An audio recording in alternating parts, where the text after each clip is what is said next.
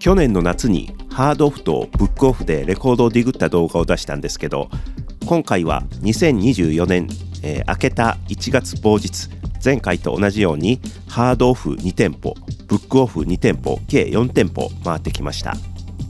夏は自分の探してたものや掘り出し物があったんですけど、今回はどうでしょう。個人的に一番あったら嬉しいのは日本のニューウェーブ、YMO 周辺とかムーンライダーズが関わっているもの、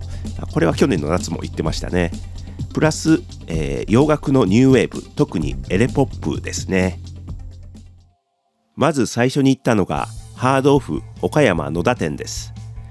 自分のよく行くハードオフやブックオフの中ではアナログ版の数は多い店ですね。前回はステイライスパンのアルバム、歌謡曲のシングルを数枚買いました。レコードコーナーに行く前に年末の大掃除で出た不要品を買い取ってもらいます。ノート PC とオーディオインターフェースとデジタルカメラ、いわゆるコンデジですね。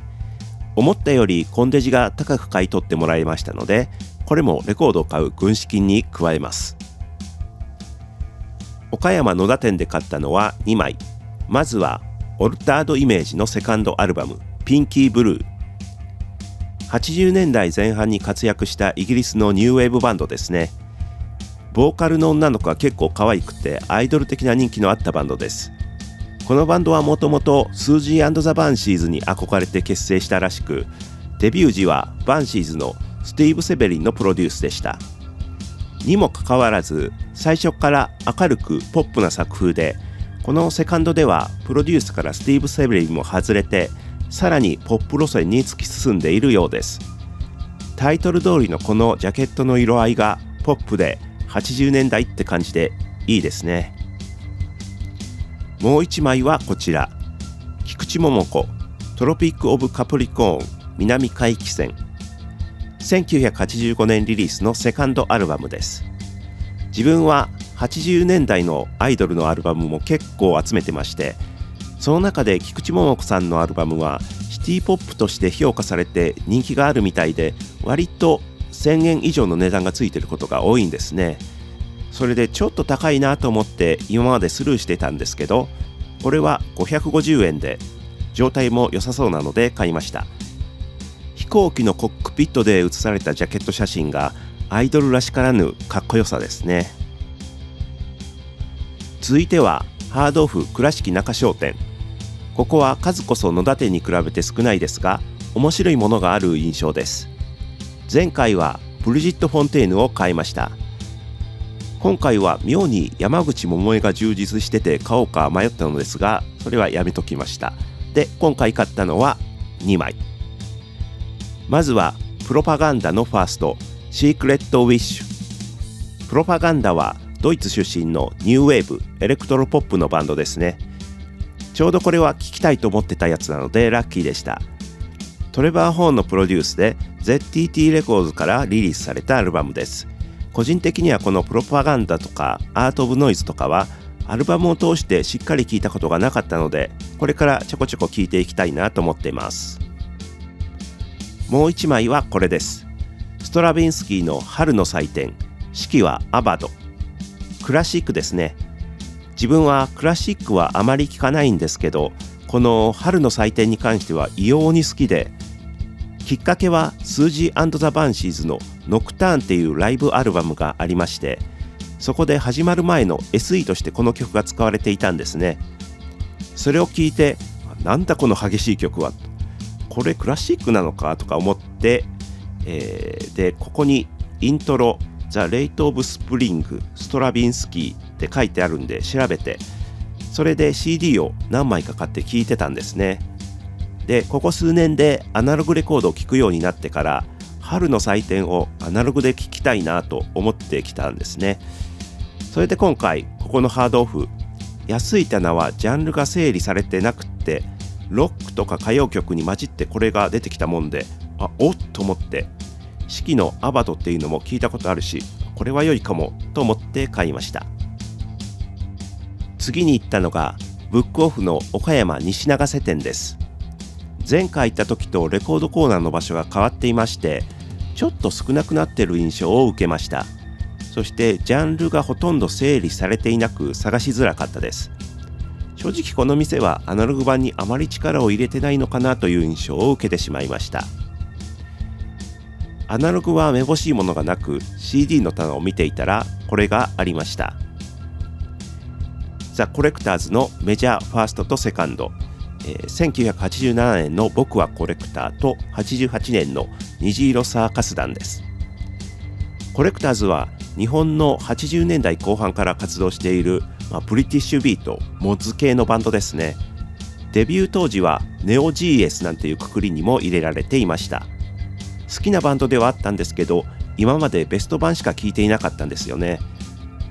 個人的にも去年あたりからブリティッシュビート、ブリティッシュサイケを改めて聴いていってるので、今コレクターズを聴いてみたらすごく面白いんじゃないかなと思ってます。87年っていうと時代的にアナログから CD への移行期で、もしアナログ版があったら欲しい気もしましたが、調べてみたらオリジナルは結構なお値段みたいなので、おとなしく CD を買っときました。これ当時のものだと思うんですけど、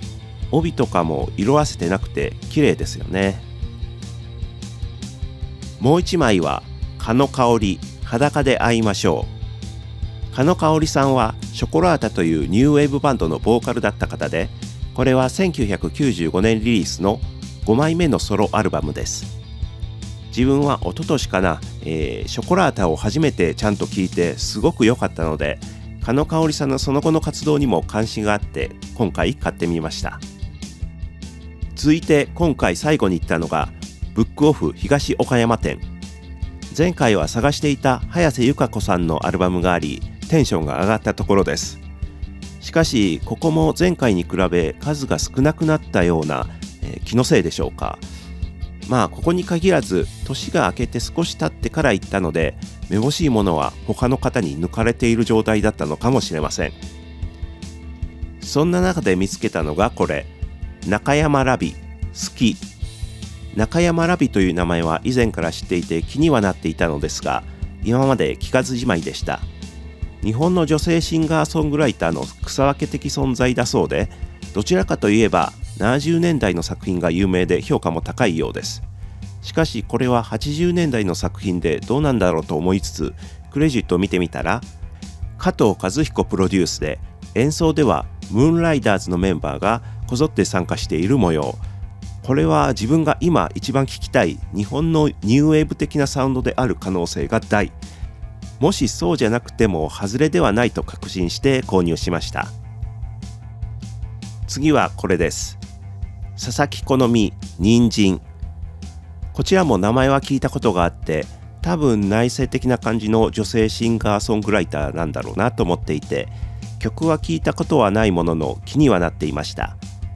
これは1983年のセカンドアルバムのようです。鈴木茂、後藤嗣俊、石川貴彦が関わっていますが、この時期でこのメンバーだと想像できるようで想像できない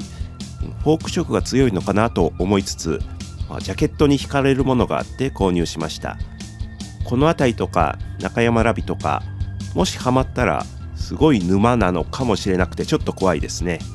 けど未知の領域なので聞くのがすごく楽しみです。そして今回最後はこれです。マッカートニー2、ご存知ポール・マッカートニーの2枚目のソロアルバムですね。自分はポールのソロ作は全然追ってなくて、でもこれは1980年リリースでテクノポップの要素があるということでずっと気になっていたんですよね。今聴きたい80年代洋楽のエレポップという要素にもかかってくるし、ポールのソロもちゃんと聴きたいということから、個人的にはタイムリーだと思って買いました。はい、以上ハードオフとブックオフ巡り2024年新春編でした。ブックオフが最近アナログレコードに力を入れているという話をよく聞いていたので期待していたのですが、今回行ったブックオフ2店舗に関しては逆に量が減った気がしてちょっと肩透かしな感じはありました。しかし今回買えたものはどれも聞きたかったものばかりだったので結果良かったです。また機会があったらこの企画やりたいと思ってます。ハードオフ、ブックオフ以外のレコードショップでもやりたいんですけど、それだと1枚の単価が高くなるので、一度に買うのが2枚とかになり、動画にしづらいかなと感じてて、やはりハードオフ、ブックオフで意外な掘り出し物を見つけるのが動画向きかなとは思います。こんなの買ったよっていう動画は気軽に作れるので、ちょくちょくやりたいですね。はい、ご視聴ありがとうございました。